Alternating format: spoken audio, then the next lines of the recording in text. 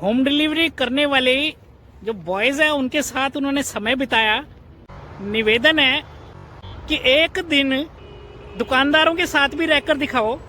Practical life में उसका कुछ अलग ही हुआ। तो क्या हमने किताबों में गलत पढ़ा था या फिर हमने किताबों में पढ़ के अपना समय ही व्यर्थ किया है? अभी कुछ ही दिन पहले एक खबर बड़ी चर्चा का विषय बनी रही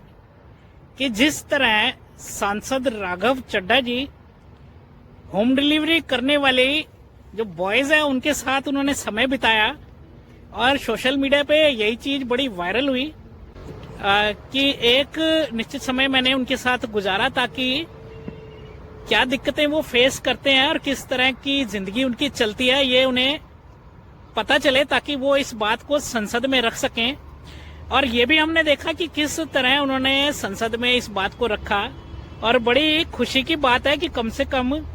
कुछ लीडर्स आज की डेट में भी ऐसे हैं जो जनता के बीच में घुसकर उनकी समस्याएं जानने की कोशिश करते हैं और उसे संसद में रखते भी हैं ताकि आने वाले समय में कोई नई नीतियां बन सकें। मगर हाथ जोड़कर निवेदन है राघव चड्ढा जी से या फिर कोई और ऐसा दिलेर सांसद हो उससे कि एक दिन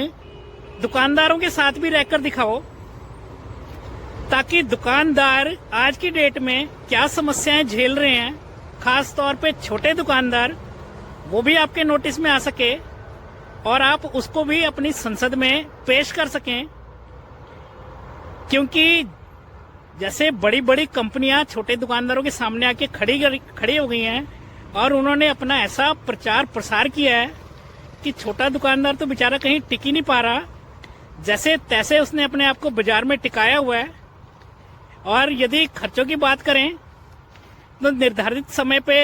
अलग अलग तरह के टैक्स लग जाते हैं या फिर किराए बढ़ जाते हैं या फिर और बहुत सी समस्याएं आ जाती हैं, लेकिन कारोबार उस रेशो में बढ़ नहीं रहा।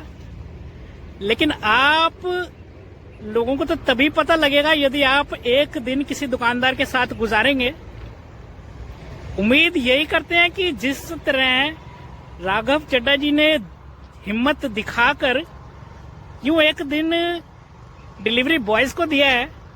ऐसा ही कोई दिलेर सांसद ऐसा भी निकले जो दुकानदारों की समस्या रख सके और ये संसद में बता सके कि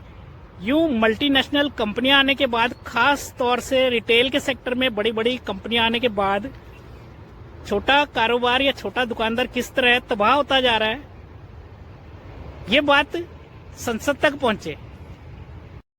और विडंबना ये रही है कि जब एफडीआई संबंधित बिल पेश हो रहा था या पास हो रहा था तो उस समय बड़े बड़े भाषण दिए गए, बहुत बड़े बड़े लीडरों ने बड़े बड़े भाषण दिए, यूं बारीकी से समझाया कि किस तरह मल्टीनेशनल कंपनियां जब रिटेल के सेक्टर में आ जाएंगी तो कैसे छोटा व्यापारी, छोटा दुकानदार खत्म होता चला जाएगा। किताबों में तो हमें यही पढ़ाया गया था कि जब कोई बहुत बड़ा दुकानदार आता है तो ऐसा प्रचार प्रसार करता है कि छोटा दुकानदार कहीं ना कहीं खत्म ही हो जाता है धीरे धीरे। और यही हम अपनी प्रैक्टिकल लाइफ में देख रहे हैं। हालांकि किताबों में तो हमें इसलिए पढ़ाया गया था कि हम उससे कुछ सीख लें, लेकिन यदि प्रैक्टिकल लाइफ में उसका कुछ अलग ही हुआ तो क्या हमने किताबों में गलत पढ़ा था या फिर हमने किताबों में पढ़ के अपना समय ही व्यर्थ किया है? उम्मीद तो यही करते हैं कि आज की डेट में दुकानदार किस समस्या से जूझ रहे हैं, इस संबंध में भी बड़े दिल से जांच की जाए, क्योंकि एक रोजगार को खत्म कर कर दूसरा रोजगार पैदा करना कभी भी रोजगार देना नहीं कहला सकता। खैर, अपना क्या है साहब, हम तो आम जनता हैं, नीतियां बनाना आपका काम है,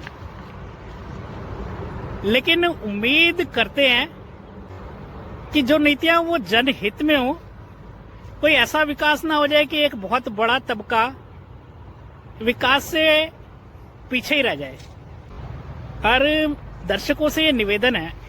कि यदि आप दुकानदार हैं या दुकानदारी से कहीं ना कहीं जुड़े हुए हैं